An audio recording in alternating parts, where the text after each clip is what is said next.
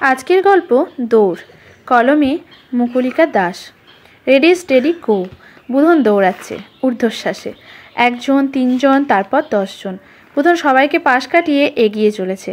সামনে এখন শুভ। শুভ ভালো দৌড়ায়, ওকে হারাতেই হবে।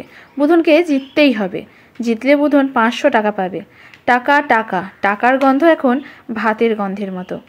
টাকা টাকা, পুরো চা বাগানের সব স্কুলগুলোর মধ্যে এই প্রতিযোগিতা। বুধনও তাই এসেছে। এখনও এগিয়ে শুভ। ফার্স্ট হয়ে যাবে ও। ফার্স্ট হবেই না বা কেন? ও রোজ ডিম খায়, ইয়া বড় গ্লাসে দুধ খায়, মাখন দিয়ে ভাত খায়, ওর পায়ে শহরের জুতো।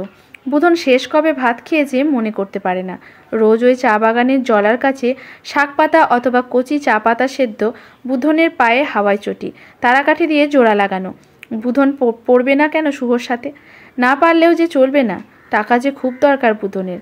মাকে শহরে নেবে, বড় ডাক্তার দেখাবে। মায়ের খুব কাশি হয়, সারা রাত হয়, ঘুমায় না। বুধনও ঘুমায় না, মাকে জড়িয়ে থাকে খুব জোরে। মায়ের গন্ধ ছাড়া বুধনের রাতে বেজায় ভয়। শুভ এগিয়ে যাচ্ছে অনেকটা দূরে, ওই লাল ফিতেটা। বুধনকে ওটা ধরতেই হবে। বুধনের কাছে সব ঝাপসা ঠেকে। শুভ আর লাল ফিতে। পেছন থেকে অনেক আওয়াজ, শুভ শুভ। বুধন বলে, কেই বা ডাকবে? দাদা দাদা দাদা। রানীর গলা দাদা করে চেঁচাচ্ছে। বুধনের মধ্যে কি যেন ভর করে, চোখ বোঝে আর শ্বাস টেনে দৌড় লাগায়, যেন জীবনের শেষ দৌড় এটাই। কানে রানীর আওয়াজ আর চোখে মায়ের মুখটা। হুইসেল বেজে ওঠে। বুধন পারে না লাল ফিতেটা সবার আগে ছুতে। বুধন হেরে যায়। তার কাটা জোড়া দেওয়া চটিটা গড়াগড়ি খাচ্ছে লাল ফিতার পাশে। বুধনের রক্ত ফোটে, কিন্তু আওয়াজ ফোটে না। বাগানের ম্যানেজারের ছেলে শুভম 500 টাকা পায়। বুধন রানার্স আপ, পায় 200 টাকা। ওই দাদা, মন খারাপ করিস কেন? 200 টাকা কি কম? তোর জুতা তো হবে না? তাই না হলেই বা। বাড়িতে চল, মায়ের কাশি বাড়ছে। বুধন দৌড় লাগায়। মাকে নিয়ে বেবাক চিন্তা। বাপে তো আর খোঁজ রাখে না, মদ গিলে কোন নালার ধারে পড়ে থাকে। সকাল হলেই খোঁজ মেলে। মায়ের টান বাড়ছে, এবার শহরে নেবার লাগেই।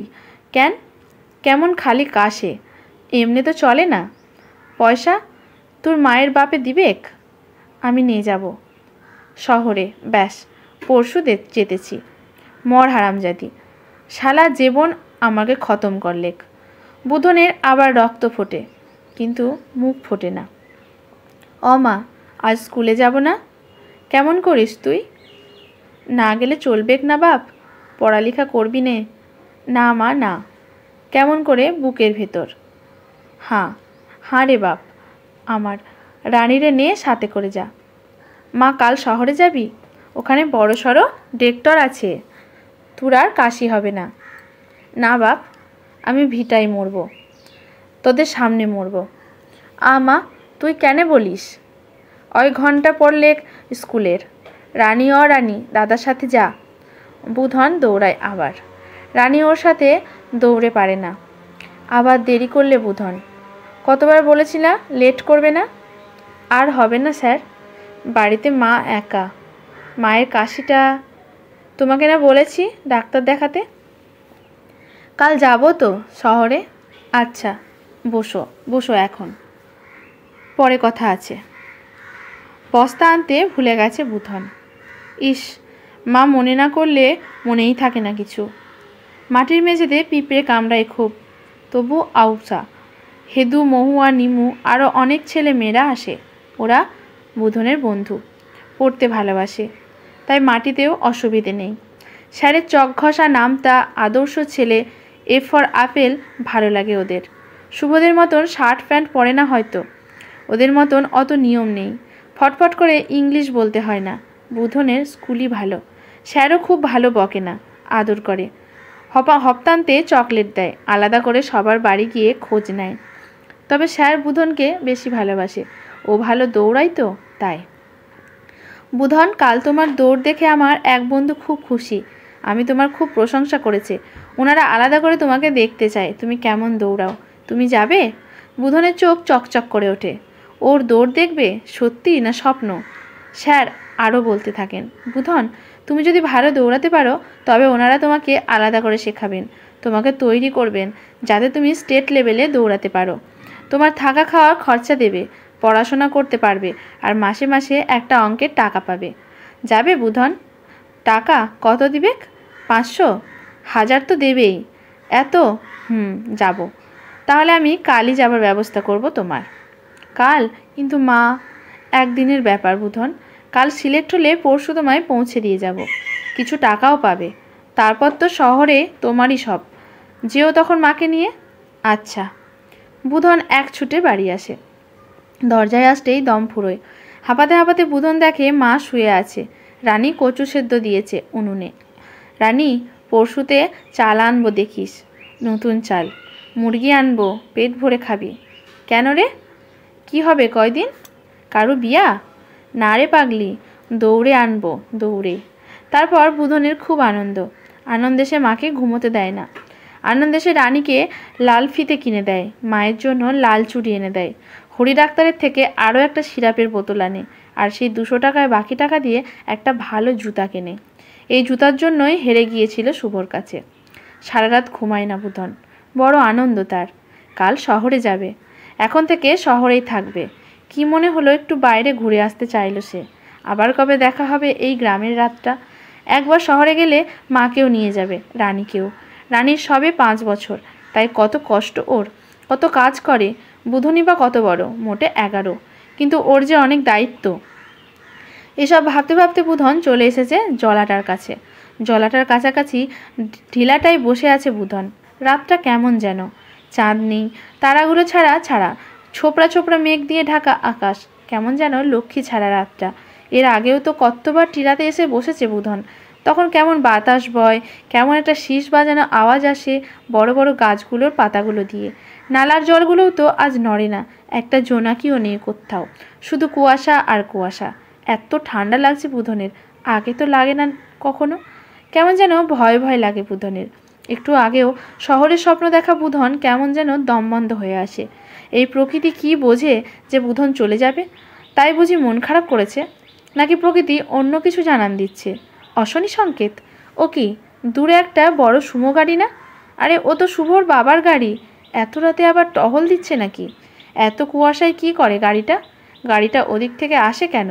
বুধনের বাড়ি তো। হাত পা ঠান্ডা হয়ে আসে বুধনের। ঠান্ডা রক্ত আবার গরম হতে শুরু করেছে। বুধন দৌড়ায় আবার বাড়ির দিকে। কুয়াশা কাটিয়ে দৌড়ায় বুধন। দরজায় এসে দম ফেলে। মেঝেতে চাপ চাপ রক্ত। দুপুরের লাল চুড়িগুলো ছড়িয়ে এদিক ওদিক। মায়ের মুখটা হাঁ করে খোলা। বুধনের বালিশটাও ভিজেছে রক্তে। বুধনের শ্বাস গরম হচ্ছে। হাত পা ঝাড়া দিয়ে ওঠে বুধন। মায়ের মুখটা আর চোখটা বন্ধ করে দেয়। তারপর ঠান্ডা শরীরটাকে জড়িয়ে ধরে শেষবার। মায়ের মাথার পাশেই হাঁসুলিটা। তাতে মায়ের গলার নলি সদ্য কাটা হয়েছে। বুধনের রক্ত আবার ফুটছে, কিন্তু মুখ ফুটছে না। পাশের ঘরে উনুনের পাশে মদ গিলছে বুধনের বাপ।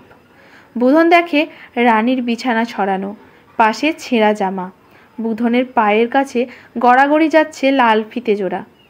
1 পা 2 পা মদ গিলেই যাচ্ছে।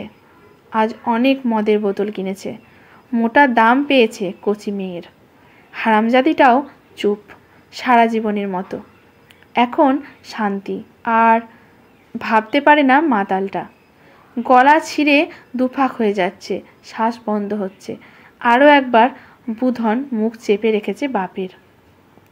নলি চিরে চলেছে অবিরত। চোখ ঠিকরে হাঁ হয়ে পড়ে আছে লাশটা। থু! বুধন ঘেন্নায় মুখ ফেরায়। রক্ত এখনো ফুটছে, আরও ফুটছে। মায়ের গায়ে চাদর জড়িয়ে কপালে চুমু খায়। দূর থেকে বুধন শুনতে পায়, দাদা, দাদা, দাদা। হাঁসুলিটা হাতেই ধরা। বুধন উঠোন থেকে দৌড় শুরু করে। আজ বুধনকে জিততেই হবে। আজ টাকার গন্ধ চায় না, আজ রানীকে চায়। ঊর্ধ্বশ্বাসে দৌড়াচ্ছে ও। কুয়াশা কাটছে, মেঘগুলো সরে সরে আলো ফুটছে অল্প অল্প। হাওয়া বইছে শান্ত শীতল। বুধন আজ হাওয়ার চেয়েও তেজ দৌড়ায়।